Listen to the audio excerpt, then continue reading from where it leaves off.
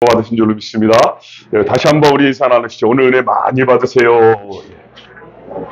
예, 예, 예, 오늘 저는 느헤미야서 말씀을 통해서 오늘 13장만 읽었지만 사실은 느헤미야서 이 말씀을 통해서 N바이러스란 제목으로 같이 또 은혜 받는 시간 되기를 원합니다. 여러분 사회학에서 쓰는 용어 중에 이 N바이러스라는 그러한 용어가 있습니다. 이 N은 need라고 하는 어떤 필요하다라고 하는 need의 약자인 것 같습니다. 그래서 어느 한 사람이나 어떤 공동체가 너무 이렇게 부정적으로 치우쳐져 있을 때 도저히 어떤 소망도 없고 또 희망도 없고 우리는 안 돼, 우리는 할 수 없어, 그런 좌절감, 절망감, 그런데 이제 보통 빠져 있는 그룹이 있을 수 있잖아요. 또 우리가 어떤 사람이 그럴 수도 있고, 그럴 때 갑자기 어떤 사람이나 또는 어떤 공동체가 나타나서 아니라고, 우리는 할 수 있다, 우리는 가능하다고, 우리는 여기서 일어날 수 있다고 그렇게 말하면서 말만 하는 것이 아니라 실제로 자신의 삶을 통해서 그것을 하려고 애쓰며 노력할 때, 그럴 때 그를 통하여서 이 N바이러스라는 게 퍼지면서 감염이 되면서 이 공동체가 또 개인이 변화되게 되어진다. 그래서 이 N바이러스라는 용어를 그때 사용한다는 것이죠. 여러분 책으로도 나왔고 우리가 영화로도 아마 상영이 됐습니다. 많은 분들이 보셨을 수 있거든요. 덩케르크라는 영화 보셨나요? 아마 그 2차 세계대전이 배경이었던 것 같은데, 영국과 프랑스의 연합군들이 독일에 밀렸잖아요. 그 나치 정권의 독일에 밀려서 쫓겨서 프랑스의 아마 북부 해변쯤 되는 것 같습니다. 거기에 이 덩케르크라고 하는 그 해변에 무려 40만 명이 탈출구가 없이 완전히 거기에 묶여버린 거죠. 이제 독일이 공격해 오면은 거기서 그냥 다 전멸당할 수 있는 너무나 긴박한 그런 상황 가운데 빠졌었던 것이죠. 더구나 무엇이 더 힘들었냐면은 그런 상황에 처하다 보니까 연합군 중에서 그냥 스스로 항복하고 포기하는 나라들이 생겨나고, 또 그나마 있는 군인들은 사기가 다 떨어져 갖고 두려움, 어떤 공포, 위기감에 모두가 감염되어 있었던 것이죠. 여러분, 그런데 극적으로 그것이 어떻게 해결이 되는가? 그 절망의 상황에 모두가 다 안 된다고 말하는 그때 한 인물이 등장을 합니다. 그 사람이 우리가 너무나 잘 알고 있는 윈스턴 처칠이 등장하는 거예요. 여러분, 그가 등장해서 전 국민을 대상으로 해서 연설을 하게 되고, 그 연설을 통해서 전 국민을 감동시키게 되고, 그것에 감염이 되어서 수많은 민간인들이요, 조그만 배든 큰 배든 자기가 가지고 있는 그 모든 것을 민간인들이 총동원해서 목숨을 걸고 구조작전을 벌이는 거예요. 여러분, 그래서 무려 제가 알기로는 34만 명이요, 거기서 구출을 돼요. 그 탈출에 성공하게 되는 거예요. 그렇게 연합군은 그 힘을 모아서 결국은 승리하는 전쟁이 되게 되는 것이죠. 여러분, 그때 그 N바이러스로 쓰임받은 사람이 누구예요? 바로 처칠이라는 것이죠. 그의 명연설을 제가 한번 읽어드립니다. 내가 바칠 것은 피와 땀과 눈물밖에 없습니다. 우리의 정책은 무엇인가? 나는 말합니다. 육상에서, 바다에서, 하늘에서 전쟁을 수행하는 것이라고. 이 부분이 너무 좋았어요. 하나님께서 우리의 모든 힘과 능력을 총동원해서 인간의 범죄 목록에서도 유례가 없는 저 괴물과 같은 독재자를 상대로 전쟁을 수행하는 것, 이것이 우리의 정책입니다. 나는 우리의 대의 명분이 결코 실패하지 않을 것이라고 확신합니다. 나는 이 시점에서 여러분의 도움을 요구할 자격이 있다고 느끼면서 여러분께 호소합니다. 자, 단합된 우리의 힘을 믿고 우리 모두 전진합시다. 여러분, 이 말이 모두를 감염시킨 거예요. 그래서 모두가 자신의 목숨을 걸고 탈출에 성공하게 되는 것이죠. 여러분, 오늘 우리가 읽은 본문에서도 N바이러스를 주는 인물이 등장하고 있지 않습니까? 그 사람이 누구예요? 느헤미야라는 인물이죠. 오늘 느헤미야를 통해서 우리에게 주시고자 하는 메시지가 무엇일까? 두 가지만 한번 집중적으로 보겠습니다. 첫 번째는 뭐냐면, 지금 내가 왜 이곳에 있는가? 지금 내가 왜 이곳에 있는가? 그 해답을 물으며 살라는 거예요. 우리 그리스도인은 지금 내가 왜 이곳에, 이 땅의 현 시점에 존재하고 있는지를 반드시 물으며 그것에 대한 해답을 찾으며 살아야 한다는 것을 가르쳐주고 있는 것이죠. 여러분, 우리는 소위 그리스도인입니다. 그 말의 뜻은 우리는 정확한 목적지를 향해 지금 가고 있는 사람들이란 뜻이에요. 여러분, 그 목적지가 우리에게는 반드시 정해져 있잖아요. 그것이 어디입니까? 새하늘과 새 땅, 그러니까 천국이라고 말합니다. 다른 말로 한다면 우리의 구원의 완성이 되는 곳이겠죠. 여러분, 그러면 그 목적지까지 가는 우리의 삶의 과정, 그 삶의 과정, 그것을 우리의 인생이라고 볼 수 있잖아요. 그 인생의 최종 단계가 무엇인가? 그것은 거룩입니다. 거룩이에요. 그 거룩의 완성을 저는 사랑이라고 생각합니다. 사랑이라고 생각해요. 그래서 그 사랑의 열매가 곧 하나님의 성품을 가진 자가 되어져 간다는 증거가 되는 것이겠죠. 그래서 우리는 점점 하나님의 사랑을 가진 자로 변해져 갈 수밖에 없는 거잖아요. 여러분, 그런데 잘 한번 생각해 보세요. 사랑 그러면 뭡니까? 사랑은 언제나 오래 참고 그러잖아요.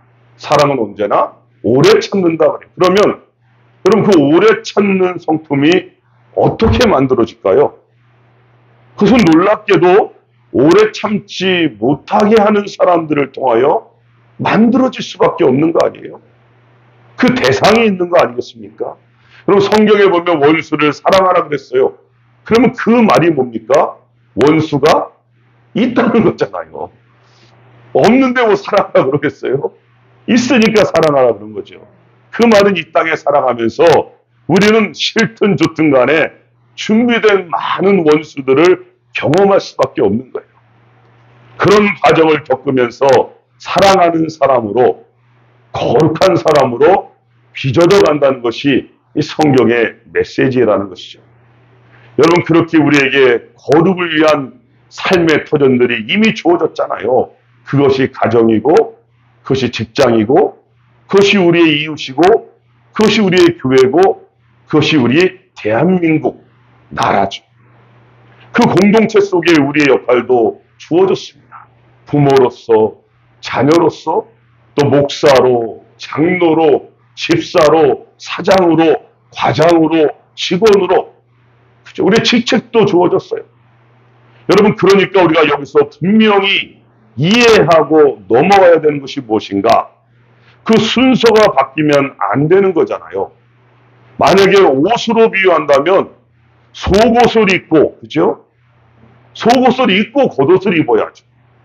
겉옷을 입고 속옷을 입으면 그걸만큼 꼴불견도 없지 않습니까? 여러분, 양말을 신는데 속에 양말을 신고 신발을 신어야지, 신발을 먼저 신고 양말을 신으면 얼마나 무서워버려. 신발에 양말 신는 사람 생각을 해보세요. 우습잖아요. 지금 우리가 천국을 향해 간다라고 하는 사실, 그죠? 우리는 지금 천국을 향하여 가고 있는 도중입니다. 그런데 도착 전에 거룩한 사람으로, 사랑의 열매를 맺는 사람으로 하나님께서 지금 우리를 만들어 가시는 중이구나. 그래서 그것을 위해서 내가 속한 인생이 그 도구로 쓰임을 받고 있는 거구나 라는 사실을, 그 순서를 절대로 여러분 잊으시면 안 된다는 거예요. 여러분, 그래서 제가 1절에도 한번 말씀드렸지만 우리는 다 뭐라고요? 공사 중이라고 그랬잖아요. 뭐 목사라고 하는 그 타이틀이 완성이 아닙니다. 똑같이 우리는 다 뭐라고요? 공사 중입니다. 우리 한번 다시 인사 나누시죠. 공사 중이십니다. 예. 그러니까 조금 부족해도 조금 뭐 미흡해 보여도 뭐라고요? 공사 중이구나. 아, 저 김 목사 공사 중이어서 그렇구나. 이렇게 생각하면 되는 거예요. 우리는 처음 가는 그 순간까지 만들어져 간다라고 보시면 될 거예요. 여러분 오늘 이점 설명하고 본문으로 들어가 보시죠. 여러분 느헤미야가 지금 페르시아의 수산궁이라고 하는 곳에 있죠. 그것도 고위공직자가 되었어요. 술 맡은 관원이라고 말합니다. 여러분 그 당시에 술 맡은 관원의 권세는 대단한 거예요. 왜요? 왕이 마시는 거를 주는 사람은 그 당시에 그것을 통해서 뭐 정권을 뒤집어 엎으려고 하는 사람들이 얼마나 많겠어요. 음식에다 뭐 하나만 잘못하면 그냥 그저 정권이 바뀔 수 있는 건데, 그러니까 보통 사람을 세울 수 있는 게 아니죠. 가장 신뢰할 만한 사람, 믿을 만한 사람이 바로 술 맡은 관원인데, 바로 느헤미야가 지금 그 자리 왕의 측직근을 모시는 사람이 된 거예요. 포로 3세인데도 불구하고. 여러분 그렇잖아요. 이게 말이 안 되는 거거든요. 어떤 우여곡절을 겪어서 그가 그 자리에 올랐는지 성경은 그것을 말하고 있지는 않아요. 그러나 우리가 확실하게 아는 것은 그 자리는 왕의 신임을 받는 자리만큼은 틀림없다는 사실을 우리가 확인할 수 있는 거죠. 여러분 우리가 느헤미야를 보면서 무엇을 배울 수 있을까? 그는 자신이 왜 그 자리에 있는지를 항상 물어보며 살았던 사람이에요. 자신이 왜 그 자리에 존재해야 하는지를 항상 하나님 앞에 물어보며 살았던 사람이라는 거죠. 그리고 그 해답을 알고 있었던 사람이에요. 그렇기 때문에 그는 수시로 자기 동생을 통하여 자기의 지인들을 통하여서 자기가 직접 갈 수가 없으니까 그토록 자신이 사랑하고 바라보고 있는 그 예루살렘에 대한 소식을 계속해서 물어봤어요. 관심 있으면 물어보잖아요. 관심 있으면 알고 싶잖아요. 그래서 느헤미야는 자기 자리에 만족하지 않고 그곳에서 그 예루살렘에 대해서 계속해서 물어보며 관심을 갖고 살았습니다. 여러분 왜 그럴까요? 그 자리는요, 소위 요즘 말로 하면 철가방입니다. 그 공무원 시험 어렵다고 그러잖아요. 그 자리는 누가 뭐라 그럴 사람이 아무도 없는 자리예요. 자신의 일평생이 보장된 자리에서 그냥 편안하게 부유하게 고국관리로 살아도 뭐라 그럴 사람은 아무도 없지 않습니까? 그런데 그는요, 그 자리가 그냥 주어진 것이 아니라는 것을 알았던 거예요. 그래서 하나님 앞에 항상 물어본 거죠. 그 예루살렘에 대한 관심을 항상 가지고 있었던 거죠. 왜냐하면 그에게 예루살렘은 곧 거룩의 상징이고 하나님의 임재의 상징이었기 때문인 것입니다. 예루살렘은 그가 평생에 꼭 가봐야 하는, 그렇게 가고 싶은 곳이 바로 예루살렘이었기 때문에 그는 그곳에서 하나님의 임재를 누구보다 사모하며 살았던 사람이 바로 느헤미야였던 것이죠.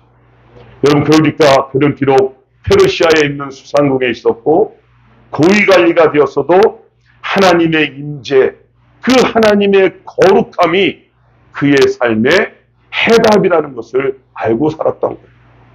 어떤 위치에 있느냐, 내가 무엇을 하냐가 중요한 게 아니라 지금 내가 하나님의 임재 가운데 그 하나님의 거룩을 추구하며 살고 있는가, 그것이 그의 인생의 해답이었다는 것이죠. 여러분 참 놀랍지 않습니까? 제가 말씀드렸잖아요. 그 포로 3세예요. 포로 3세가 어떻게 이렇게 타국에서 신앙의 믿음을 잘 지키며 살 수 있었을까? 여러분 보통 2세만 돼도요, 정체성에 혼란이 옵니다. 3세 정도 되면요, 자국의 문화와 사상 다 잃어버려요. 그냥 현지에 동화되어져서 3세쯤 돼서 만나보면은 그 사람은 그냥 현지인이에요. 그런 느헤미야가 3세임에도 불구하고 자신의 정체성을 그렇게 점검하며 살았기 때문에 끝까지 지킬 수 있었던 거 아니겠습니까? 그리고 그는 자신의 정체성만 지킨 게 아니라 내가 그 땅에 존재하는 그 이유와 목적을 이루며 살게 해달라고 하나님 앞에 기도하며 살았던 것이죠. 여러분 그랬기 때문에 예루살렘에 대한 소식을 계속 귀담아 들었던 것입니다. 그런데 참 좋은 소식이었으면 좋겠는데 자기 동생과 지인으로부터 예루살렘에 대해서 소식을 들었는데 그 소식이 너무나 가슴을 아프게 하는 거예요. 그 예루살렘 성벽이 다 허물어졌고 성문들은 불타고 정말 백성들은 수시로 능력을 당하고 모두가 고통 가운데 살아가고 있다는 그 소식을 듣게 된 것이죠. 여러분 같으면 어떻게 하시겠습니까? 그 소식을 듣고 나서 그가 취한 행동이 무엇인가? 그는요, 그의 마음에 막 불타오르지만 바로 그 소식을 듣고 왕에게 나아가지 않아요. 사실은 얼마나 나아가고 싶었겠어요. 가서 내가 아무 일이라도 하고 싶다고 말하고 싶었겠죠. 그런데 이 느헤미야가 제일 먼저 그 소식을 듣고 한 일이 무엇인가? 그는요, 그 예루살렘을 놓고 금식하며 기도하며 울며 하나님 앞에 엎드렸다는 사실입니다. 자신의 힘과 자신의 위치와 자신의 모든 것을 사용하기 전에 그 소식을 듣고 하나님 앞에 울며 금식하며 기도하며 엎드렸다는 사실이에요. 여러분, 이 부분이 지금 이 시대에 바로 우리들에게 필요한 것, 지금 이 시대에 한국 교회가 잃어버린 것이 바로 이 부분이라는 사실을 여러분 아십니까? 한국 교회의 기도의 자리가요, 울며 부르짖으며 기도하며 금식하는 자리가요, 텅텅 비어져 가고 있어요. 이게 우리의 현실입니다. 여러분, 우리의 행동보다, 우리의 지위보다, 우리의 능력보다 앞서서 해야 할 것이 있다면 뭐라고요? 기도예요. 더 적극적으로 말하면 금식이고요. 더 적극적으로 나간다면 금식하며 울며 기도해야 될 때라는 것입니다. 여러분, 우리가 왜 여기에 있는지, 나에게 왜 이런 위치가 지금 주어졌는지, 내가 지금 어떠한 삶을 살아야 하는지 궁금하십니까? 여러분, 그러면 제일 먼저 뭐 해야 된다고요? 먼저 엎드려야 되는 거예요. 엎드려야 돼요. 여러분, 그래서 기도하지 않는 사람은요, 절대로 하나님의 일에 관심이 있을 수가 없어요. 기도하지 않는 사람은요, 나를 향한 하나님의 계획을 알 방법이 도저히 없어요. 그냥 그렇게 눈에 보이는 대로 세상 사람들이 살아가는 그 방식대로 쫓기고 쫓기며 쫓기며 쫓기다, 그렇게 육신의 정욕대로, 안목의 정욕대로, 이생의 자랑대로 살 수밖에 없는 거예요. 여러분, 느헤미야도 그렇게 살 수 있었잖아요. 그렇게 편하게 누리며 살 수 있었거든요. 모두가 바라는 거 아닌가요? 성공했잖아요. 모두가 우러러보는 위치에 있어요. 누가 뭐라 그럴 사람 아무도 없는 거예요. 그런데 그가 뭐 하니까요? 기도하니까. 뭐 하니까요? 금식하고 울면서 기도하니까 어떤 일이 벌어집니까? 놀랍게도 하나님께서 그 기회를 만들어 주시더라는 거죠. 그가 할 수 있는 그 마음의 소원을 하나님이 열어주시더라는 거예요. 그런 환경들을 만들어 가시더라는 겁니다. 여러분, 하나님께서요, 왕을 움직이기 시작합니다. 그래서 느헤미야가요, 왕과 대면이 이루어지는 거예요. 마치 에스더가 자신의 민족의 운명을 걸고 어떻게 합니까? 죽으면 죽으리다. 그녀도 3일을 금식하고요, 그 왕 앞에 죽으면 죽으리다 나아갔잖아요. 그래서 이스라엘이 살아나는 불임절의 역사가 그렇게 시작됐지 않습니까? 느헤미야가요, 왕에게 자신의 목숨을 걸고 간청을 합니다. 여러분, 그렇게 거룩한 예루살렘 성벽을 재건하는 역사가 그렇게 열리게 되는 거예요. 그 일을 하는 것이 바로 자신이 술 맡은 관원이 된 이유였다는 것을 깨달은 거예요. 자꾸 우리는 세상에서 하버드 가라, 뭐 사장이 되라, 변호사가 되라, 의사가 되라, 거기까지만 보고 끝마치는데, 그렇게 본다면 느헤미야는 최고의 자리에 올랐기 때문에 끝난 거 아닙니까? 그런데 정작 느헤미야는 거기서 자신의 존재의 목적이 거기에 옳은 것에 있는 것이 아니라 바로 그곳에 있었기 때문에 하나님의 성벽을 재건하는 일을 할 수 있게 하셨다라는 이유를 찾은 거 아닙니까? 자신의 삶의 현장의 위치에서 내게 왜 이 위치가 주어졌는지를 말씀 안에서 금식하고 기도하고 우니까 깨닫게 된 것 아니겠어요? 여러분, 우리는 그리스도인입니다. 그렇기 때문에 우리는 느헤미야처럼 날마다 우리에게 질문을 해야 되는 거죠. 도대체 내가 왜 지금 여기에 이렇게 살아가고 있는가? 그리고 그것에 대한 해답을 반드시 찾아야 되는 거예요. 지금 나에게 주어진 이 직책은 도대체 무엇을 위한 것인가? 왜 천국을 향하여 지금 한 걸음 한 걸음 가는 과정 가운데 나를 이 양주 땅에, 그것도 이 양주 명성교회에 심어 놓으셨을까? 물으셔야 되는 거예요. 때론 느헤미야처럼 그 문제를 가지고 금식하고 기도하고 물어봐야 되는 거죠. 그 해답이 들려지고 보여질 때까지 하나님 앞에 엎드리는 훈련이 필요하다는 것입니다. 여러분, 그럴 때 우리는 느헤미야의 기적을 보게 될 줄로 믿습니다. 그렇게 부르심을 받은 이 땅에서 거룩을 이뤄가시는 주님의 일꾼들이 되시기를 주님의 이름으로 축복합니다. 오늘 느헤미야를 통하여 주신 또 한 가지 메시지는 뭐냐면 N바이러스가 또 다른 N바이러스를 낳는다는 것입니다. 그럼 N바이러스가 거기에 멈추는 게 아니라 또 다른 N바이러스를 낳는다는 것이죠. 여러분, 느헤미야가 드디어 예루살렘으로 귀환을 해요. 여러분, 성경에는 나와 있지 않지만 그가 얼마나 기뻤을까요?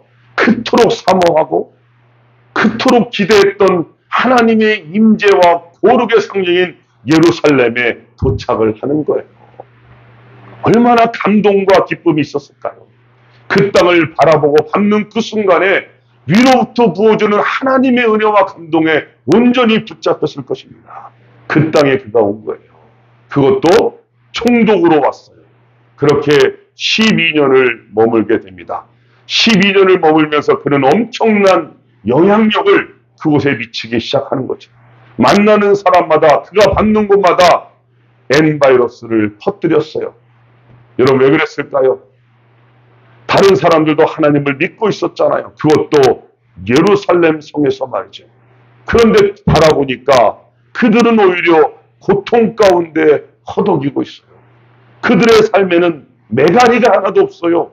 기쁨도 없는 거예요. 그냥 그렇게 마지못해 사는 사람들이 되어버린 거예요. 실제로 예루살렘에 거주하고 있는데. 여러분, 그런 백성들이 이 느헤미야를 만나니까 어떻게 됩니까? 백성들이 막 일어서기 시작하는 거예요. 희망을 가지기 시작하는 거예요. 힘을 모으기 시작하는 거예요. 여러분, 그 결과로 어떤 일이 벌어지지 않습니까? 그 어마어마한 예루살렘 성벽을 무려 52개월 만에 완성을 하게 되는 거예요. 그 불가능한 일이 가능하게 되는 거예요. 여러분, 그렇다고 장애물이 없었겠습니까?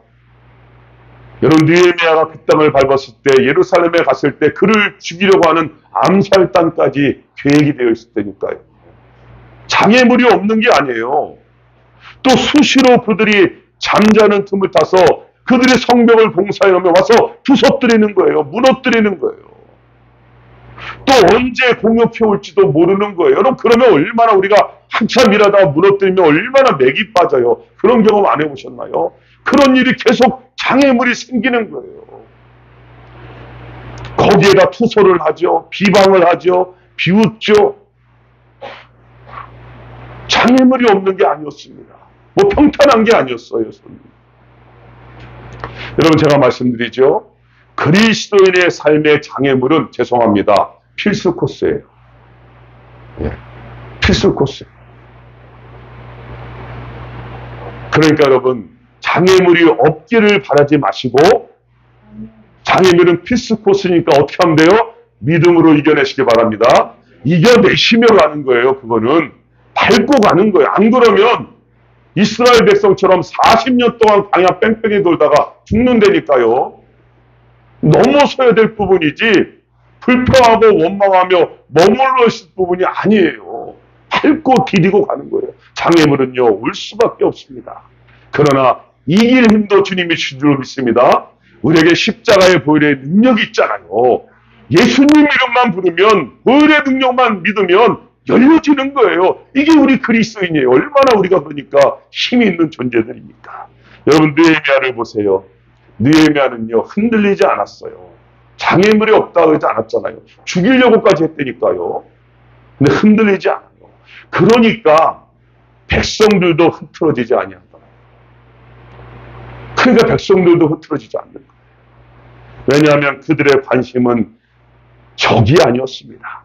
그들의 관심은 오직 거룩한 성 예루살렘 성전의 벽의 재건이었어요. 눈앞에 적이 보이는 게 아니라 하나님의 성전의 벽이 완성되어지는 것을 그들은 보고 있는 거예요. 여러분, 여기서 우리가 문제 해결의 중요한 비법을 발견하게 되지 않습니까? 문제가 오고 장애물이 오면 어떻게 극복하라고요? 여러분, 그 문제에 빠져들지 말고 문제의 해결자가 되신 주님께 집중하시기를 바랍니다. 여러분, 어떤 다양한 모습으로 여러분을 흔들어대는 문제와 장애물이 분명히 올 텐데 그때 그 문제 속에 빠져들지 말고 그 문제의 진정한 해결자가 되신 누굴 바라보라고요? 주님께 집중하면 승리하게 될 줄로 믿습니다. 성경은요, 다 해답을 주고 있어요. 여러분, 그렇습니다. 왜 우리나라가 불명예스럽게 자살 1위 국가가 됐을까? 참 우리나라는 1위 하는 게 많은데 그 1위 하는 거 보면은 참 부끄러운 게 너무 많아요. 왜 그럴까? 여러분, 다른 게 아니잖아요. 그 무서운 댓글들 보면요, 비방하고 조롱하고 정말 악해도 그렇게 악할까? 그런 댓글들을 달잖아요. 여러분, 그것을 보면서 그것에 시달리다가 결국 그 삶을 포기하는 사람들이 얼마나 많아요. 아니면 우울증, 공황장애 다 그런 데서 오는 거 아니겠습니까? 여러분, 남들의 비판이 우리들의 본 모습이 아닌 것을 아시기 바랍니다.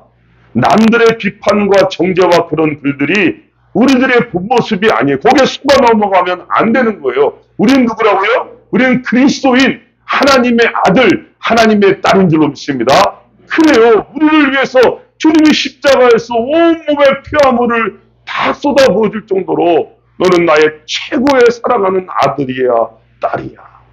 오늘도 말씀하고 계시는 거예요. 그게 우리의 정체성이에요.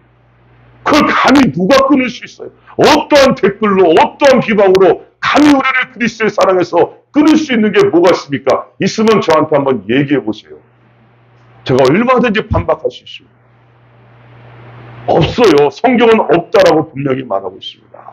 그렇게 말하는 사람들은 다 이단이고 사이비들이에요. 거기에 넘어가면 안 되는 것입니다.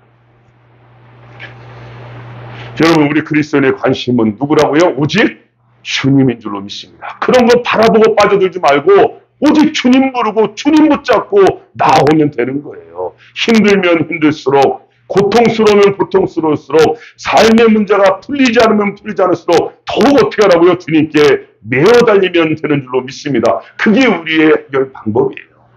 아니면 말씀해 보세요. 같이 해보자고요. 혼자 안 되면 둘이 되고, 둘이 안 되면 우리 양주명세가 다 같이 달려들면 돼요. 왜 안 됩니까? 하나님 역사하시는 거예요. 여러분, 그렇게 성벽 공사가 완성이 되죠. 그렇게 장애물을 극복해요. 여러분, 그러니까 어떤 일이 일어난 줄 아십니까? 그러고 나니까요, 놀랍게도 말씀의 부흥이 일어나더라는 거예요. 말씀의 부흥이 일어나는 거예요. 여러분, 백성들이 이제는 하나님의 말씀대로 살겠다고 그 하나님 앞에 나와서요, 하나님 앞에 약속하고 하나님 앞에 자신이 결단을 하는 모습들이 나타나고 있다니까요. 크게 세 가지로 나타나는데, 첫 번째는 뭐냐면 내가 안식일을 지키겠다. 두 번째는 뭐예요? 이방 여인들과 혼인하지 않겠다. 세 번째는 뭐예요? 11조를 지키겠다. 여러분, 이것이 어떤 의미입니까? 여러분, 안식일은요, 우리의 시간에 관계된 부분이죠. 이방 여인과의 혼인하지 않겠다는 것은, 이것은 우상숭배니까 하나님과의 관계에 관한 부분이죠. 여러분, 11조의 부분은 우리의 재정에 관한 부분이죠. 여러분, 결국 그들의 이 고백은 나의 삶의 모든 영역에서 이제는 하나님 중심으로, 말씀 중심으로 살겠다라는 결단을 하는 거예요. 말씀 중심으로 살겠다는 결단을 하는 것이죠. 여러분, 그렇습니다. 은혜가 임하니까요, 하나님의 임재를 경험하니까 느헤미야에게 있었던 N바이러스가 모두에게 퍼져나갔죠. 그죠? 이 N바이러스가 또 다른 N바이러스를 낳았더라는 것을 우리에게 가르쳐 주는 거죠. 여러분, 그렇습니다. 단순한 눈에 보이는 그 성전의 벽의 재건뿐만이 아니라 자신들의 삶이 무너졌던 신앙의 단들이 다시 세워지는 놀라운 은혜를 체험하게 되는 것이죠. 여러분, 사실 우리 자신들이 하나님의 진정한 성전 아닙니까? 너희가 하나님의 성전인 것과 하나님의 성령이 너희 안에 거하시는 것을 알지 못하느냐. 성경은 분명히 진정한 교회 성전이 누구라고 말해요? 우리들이라고 그렇게 말하고 있습니다. 지금 우리들의 성전 상태는 여러분 어떠신지 점검하며 살고 계시나요? 혹시 무너진 것이 없는지 확인해 보셨습니까? 이스라엘 백성들처럼 시간 부분에서인지 하나님과의 관계 부분에서인지 아니면 재정적인 부분에서인지 여러분 점검해 보고 계십니까? 여러분 그 무너진 부분 틈새로 원수마귀가 장난치고 있는 거 아세요? 그놈은요, 우리를 너무나 잘 알고 있기 때문입니다. 여러분 속지 마십시다. 당하지도 마십시다. 여러분 느헤미야가 N바이러스가 되어서 또 다른 N바이러스를 낳았던 것처럼 우리도 우리가 속한 곳에 N바이러스를 퍼뜨리는 성령의 일꾼들이 되시기를 주님의 이름으로 축복합니다. 이제 말씀을 맺어볼게요. 여러분 저는 말씀을 준비하면서 깊은 묵상을 하지 않을 수가 없었습니다. 그것은 다른 것이 아니었어요. 그들은 하나님의 성전을 완성했잖아요. 그 성벽까지 봉헌을 했어요. 그리고 모두가 다 백성들이 말씀에 궁 일어나서 말씀대로 살겠다고 하나님 앞에 맹세까지 한 거예요. 여러분 그런데 우리는 알잖아요. 그것이 그렇게 오래가지 못했습니다. 오늘 본문이 바로 그 내용이에요. 느헤미야가 성전 봉헌을 마치고 다시 페르시아로 돌아갈 수밖에 없었습니다. 그런데 그가 비운 사이에